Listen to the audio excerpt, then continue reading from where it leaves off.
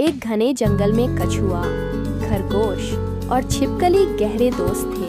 कछुआ हमेशा अपनी धीमी चाल पर अफसोस करता, खरगोश अपनी तेज रफ्तार पर गर्व करता और छिपकली अपने अनुशासन और कड़े नियमों को दूसरों पर थोपती थी। एक दिन जंगल के राजा शेर ने उन्हें एक चुनौती दी।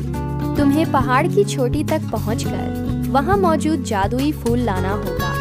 जो इस कार्य को सफलतापूर्वक पूरा करेगा उसे जंगल का सबसे बुद्धिमान और साहसी प्राणी माना जाएगा।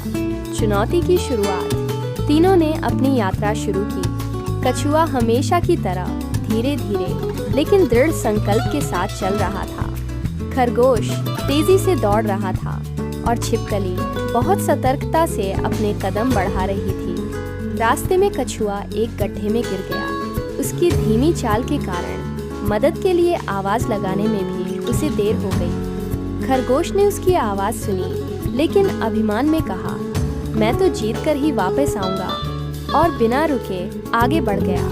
लेकिन बहुत अधिक तेजी दिखाने के चक्कर में उसने खतरनाक चट्टानों की ओर ध्यान नहीं दिया और फिसलकर घायल हो गया।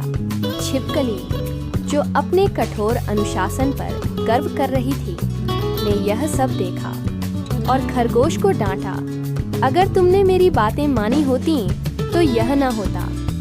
लेकिन इसी बहस में वह खुद रास्ता भटक गई। पहाड़ की चढ़ाई के दौरान वह इतने नियमों में उलझ गई कि अपनी मंजिल ही खो बैठी।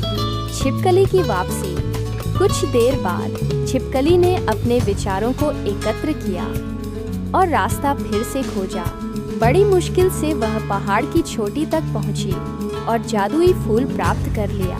लेकिन नीचे लौटते समय उसने सोचा, अगर मैं केवल अपना कार्य पूरा करके वापस चली गई तो मेरे दोस्त हमेशा के लिए पीछे रह जाएंगे।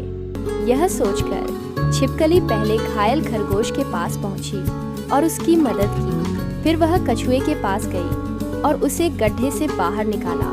अब तीनों ने साथ मिलकर आगे बढ़ने का निर्णय लिया। कछुआ रास्ता दिखा रहा था, खरगोश तेजी से रास्ते की बाधाओं का विश्लेषण कर रहा था।